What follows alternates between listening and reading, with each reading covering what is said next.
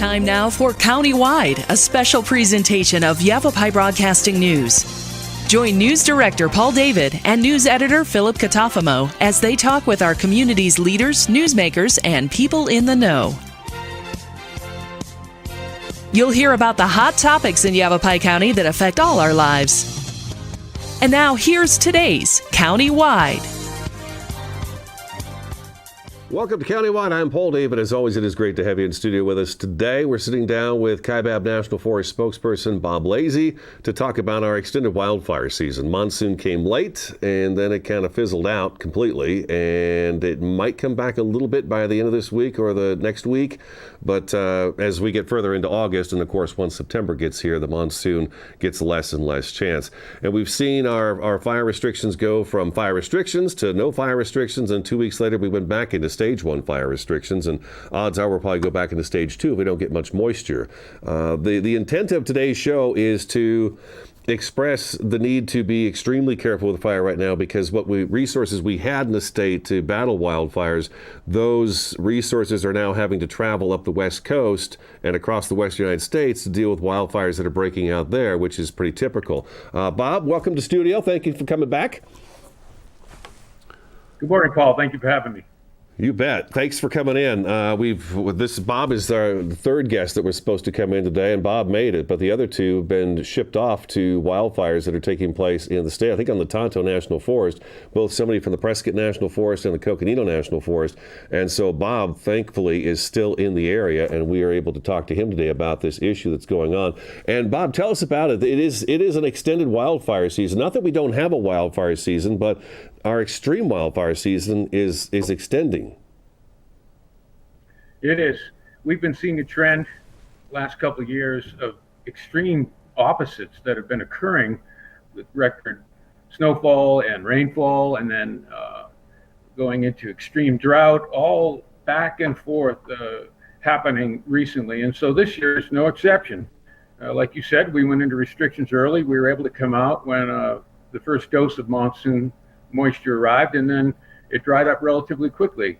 And we don't have on record the last time that actually happened. We know it's rare that we have to go into restrictions twice in 1 year, but I was asking around and trying to find records, and we know it hasn't happened in at least 25 years here on the Kaibab. But what we're looking at right now is this is probably the driest August that we've seen in 25 years. And this is typically our wettest month of the year, August. So this is another one of these diametrically opposite changes that occur. And this isn't even really that predictable. I mean, weather has been so back and forth and unpredictable at this point. So as a result, we had to go into restrictions twice this year. I was thinking to myself yesterday too, I thought, okay, have I ever done a story where we were in restrictions, came out of restrictions, and then went back in? Because we don't like to do that, because it just causes confusion across the state for people as to, okay, what is and what isn't in restrictions anymore. That's why that Know Before You Go website's so nice to have, or to go to the individual forest websites to find out what's going on in terms of restrictions. But I don't think I've ever done that before, and I can only think of maybe one or two times where forests were completely shut down completely, which didn't happen this year. It hasn't happened this year, but I don't recall that happening either. That's correct, and there is a potential that we could continue to move and escalate towards a Stage 2 restriction, and then even possibly some additional closed areas.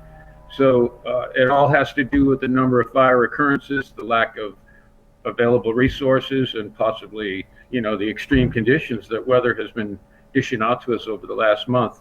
So we don't like to do it, that's right, but it is science-based, all these decisions, and depending on fuel moistures, weather patterns, fire occurrence, and available resources, those decisions have to be made sometimes.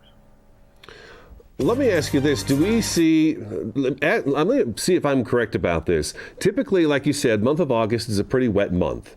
It's very wet, although we do have the monsoon storms coming through with the lightning, and usually the rain follows the lightning. And sometimes August seems like September is those 2 months where we have those the management fires, where lightning hits out in the middle of nowhere. We've got natural boundaries around it. That fire is allowed to do what it's supposed to do naturally because Mother Nature decided that. And those things happen in August and September, typically, it seems like. But this year, of course, we're not having the monsoon that we had in August, although the the storms we are having right now seem to be just lightning based, and we've gotten wildfires popping up this week like crazy all across the state of Arizona. I feel like August is typically the month, I feel like, well, backing up a little bit, May and June, we see the hotshot teams from, say, California, Idaho, Montana, Wyoming, Oregon, Washington. They're kind of down this area of the country as backup for us throughout our wildfire season in June and July. And then in August, everybody starts to kind of trickle back up the United States to deal with their own states. And then our people typically go with them to help out as they go up the West Coast. Is that how that works? And are we seeing that this year? Yes. Right now, we kind of break all of our local resources into two categories: the national resources that can go out and support nationally anywhere. And those would be like the hotshot crews, hand crews, aircraft resources and such. And then our engines, patrol units and such, they usually stay back and support locally. And that's what we're seeing now. We're sending out all the crews across that. Coconino has 3 hotshot crews. We don't have any, but we have a helicopter, and they're all out supporting nationally now up the coast in Colorado. Colorado's kind of active right now as well. But we're trying to stay back. We've got engines right now down on the Tonto, some on the Prescott, and the Coconino as well. And we're trying to share amongst ourselves in these 3 or 4 forests in northern Arizona, because, you know, we all do it the same. And right now the Kaibab's been lucky. We haven't had near as many as the Tonto and Prescott have, but of course they're further south than us, and they're even in hotter, drier conditions than we are now. Although we've been seeing above 90-degree temperatures now consistently for a couple of weeks. And so, you know, to give an analogy of this lack of monsoon, typically the hot temperatures heat up the Kaibab Plateau, and after enough heating of the surfaces, it draws moisture up out of the Gulf of Mexico. And we did see that occur early on, but then all of a sudden, there was no more rain, and it just stopped raining, and it wasn't something that we expected. Now what we've seen is even hotter conditions since then, and I would make an assumption that preheating of the plateau is again going to draw a second surge of moisture up out of the Gulf of Mexico, and we're going to get this rain. So this next week, again, it's beginning to look like a better percentage of chance to get some more rain up in here, but we need it desperately. And until we get it, we're going to be holding in restrictions for a while. Yeah, right now I'm looking at the 7-day forecast. This is what I pull up off the National Weather Service every morning. It's the first thing I do when I get in, and I send it to all the different studios. Today's 20%, Friday's at 20%. Then we jump to 40% on Saturday, which is good news. But then it trickles back down to 30. Next Tuesday, though, right now is calling for a 50% chance of monsoon activity, which is probably the best chance we've seen in, I want to say, 3 to 4 weeks now. So it'd be nice if it finally got here and actually did a little something, but we'll see. And then the temperatures as well. Yeah, you mentioned that Flagstaff has had 5 straight days where they reached above 90 degrees in the month of August, which is unheard of because they never usually go above 90 degrees. And then you've got places like the Verde Valley, Clarkdale out of Tuzagut, that's the official and only one in the Verde Valley. For the high temperatures at Tuzagut National Monument, hit 114 degrees twice this week. So it is super dry out there, and we've seen the fires take off. Let me ask you this: who do we have here right now that's working on the fires? Is it just the local folks? Do we have people from out of state still? We did for a while. We brought over a few hotshot crews that were staging with us for a while, but they're all getting absorbed up nationally right now. Okay. Any one of these Type 1 crews or these national resources that are available are being utilized by the highest priority fires. And those decisions about what are the highest priority are usually based on the most critical for devastation, you know, whether it be to private property, homes, infrastructure, and just threat to communities. So we don't always get what we want, but we do right now have enough to maintain maximum availability and flexibility. We're not in the danger zone yet. We still are holding back, and I got a call to go out as well as some of your previous hosts or guests that you were asking to come in. But I elected to stay back because I suspected that they may need, if we get a fire break out here anytime soon, they're going to need all the help, and we're going to end up drawing some of these resources back. Mm-hmm. So some of us are staying back, but right now we're sitting in pretty good shape. We're sharing resources, engine crews, and water tenders, and some hand crews are being shared around between the Prescott, Coconino, Kaibab, and the Tano, and they're going back and forth, and we're maintaining and holding on at the moment. So they intend to hold that pattern and hold the number of resources we have until some relief comes with the weather. And the weather is going to be the number one deciding factor when we get that relief. Okay, let's take our first break. Kaibab National Forest spokesman Bob Blasi is in studio today. We're talking about the extended wildfire season we're experiencing this year due to a lack of monsoon moisture. Stick around, Countywide. We'll be back in just a couple minutes.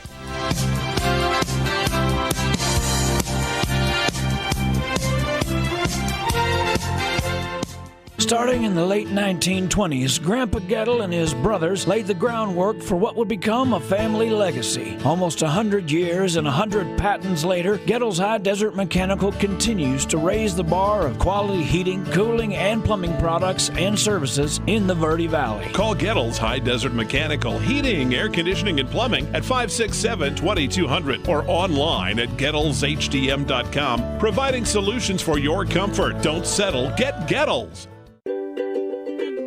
Hi, this is Greg at Verde Solar Power. You know, Arizona has lots of clean, renewable sunshine, and we want to help you take advantage of it with our quality solar installations, and we offer to beat any written offer on a residential solar electric system. So bring us your electric bill and let us show you how solar power will save you money. We're located conveniently here in the Verde Valley and are dedicated to helping the valley go solar. So remember, the energy solution comes up every morning. So I just moved in with his family, and it's embarrassing. The little one, he likes to go outside and crawl around in the giant litter box. I don't know what he's doing. I mean, I was born and I knew how to use the litter box. Look at that. That's disgusting. Oh, poop already. You're making me nervous. Oh, okay, I can't look at this anymore. I really hope he grows out of this, for his sake. Orkin has pest control down to a science. When your business chooses Orkin's Precision Protection Program, you get a tailored pest control program for your specific industry and environment. Your business can benefit from over a century of experience, training, and scientific knowledge that define the Orkin man. Maximum protection, minimum exposure, backed by one of the industry's most comprehensive guarantees. Choose your locally owned and operated Northern Arizona Orkin and get more than an exterminator. Get an expert.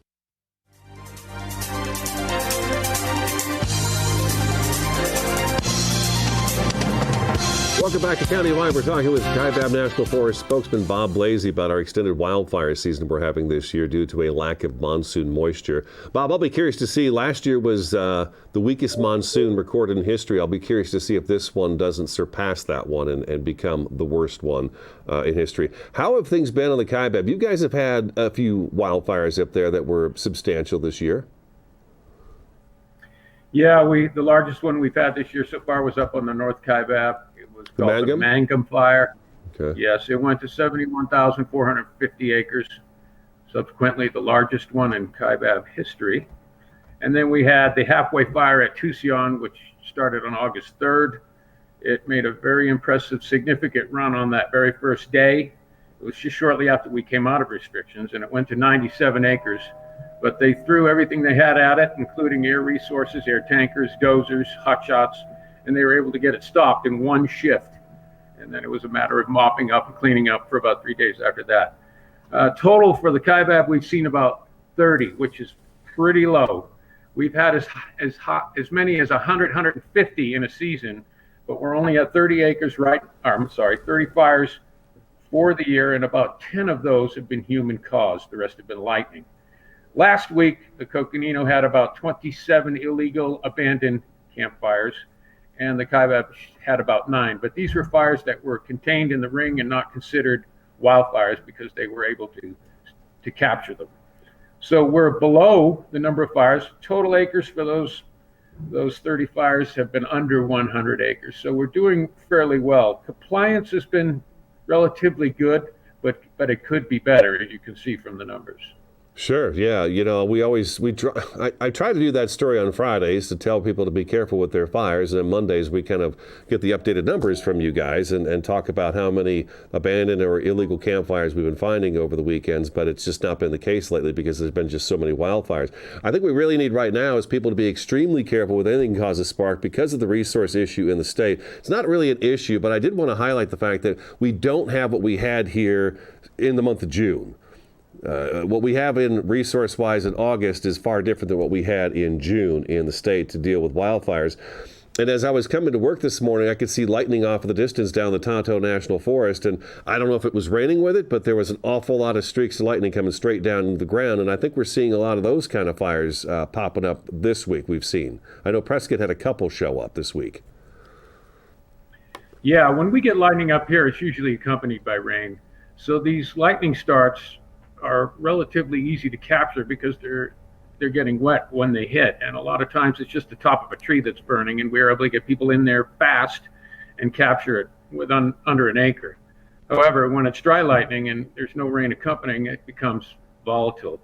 The national level has just moved into preparedness level 5, and what that means is, like you said, available resources are beginning to stretch thin. We're probably at about half of our available resources normally when we're not engaging in a whole lot of fire. But that's still enough to maintain what we're doing.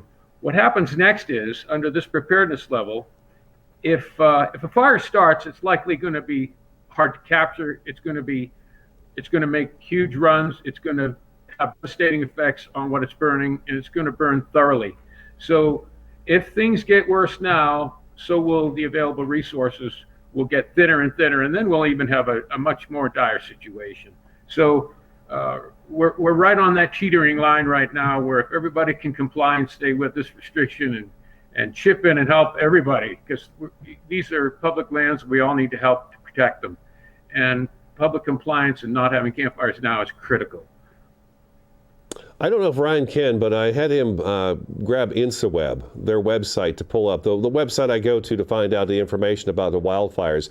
And if you look at the map, you can see how Arizona's got its fair share of wildfires. There's a few over in Texas and a couple in South Dakota. But if you look, you can see that the wildfire season definitely does start down in our area in Southern California, works its way right up the West Coast into Oregon and Washington, up into Montana.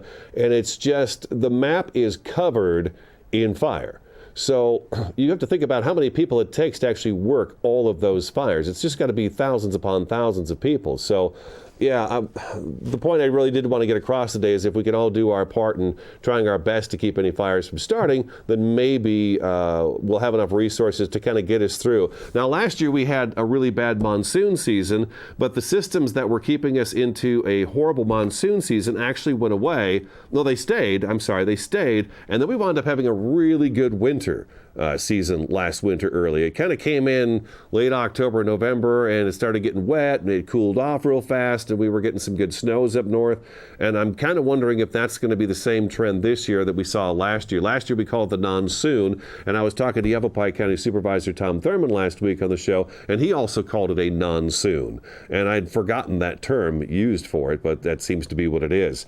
Maybe we could switch gears. Let's take a little break, Bob. We'll have like 3 or 4 minutes left of the program. I'd like to find out what's going to be kicking into gear on the Bill Williams Mountain as well, because I know that restoration project continues up there. So countywide, Kaibab National Forest spokesman Bob Blasi in studio with us today. Stick around. Countywide will be back in just a couple minutes.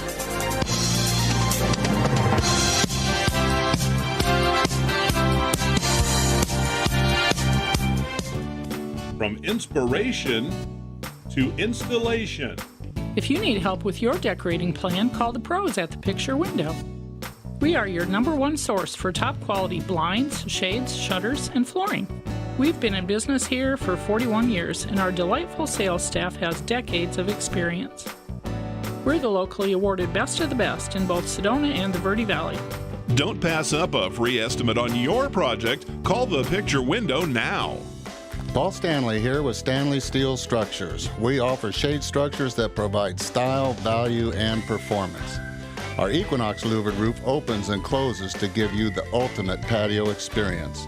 We also offer Alumawood shade covers that looks like wood but lasts like steel and never needs painting or maintenance. Visit us at StanleySteelStructures.com. Contact us today and be covered tomorrow. Stanley Steel Structures. Let us add some space to your place. Been hearing about the crazy benefits of CBD? Find out how CBD can help you at Sedona's #1 resource, CBD Sedona. Come in for a free consultation and let our trained medical staff help you find the perfect product for you. Pain-relieving salves, full-spectrum oils, honeys, teas, cookies, and even CBD for pets.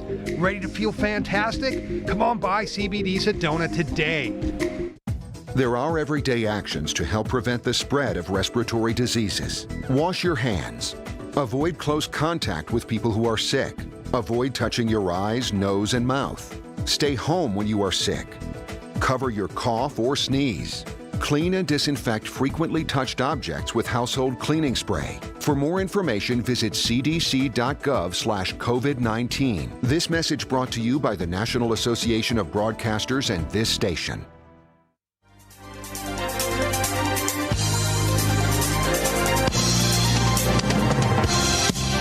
Welcome back to Countywide. Kaibab National Forest spokesman Bob Blasi in studio with us today, talking about the extended wildfire season, how you can help keep it so our resources aren't stretched too thin across the state until we finally actually get back into some moisture or fall and winter arrive, and we can get ourselves out of the trouble that way.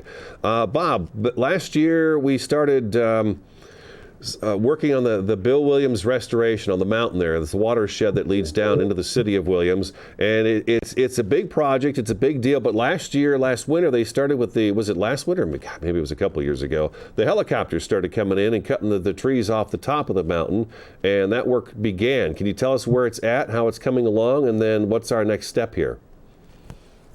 Okay.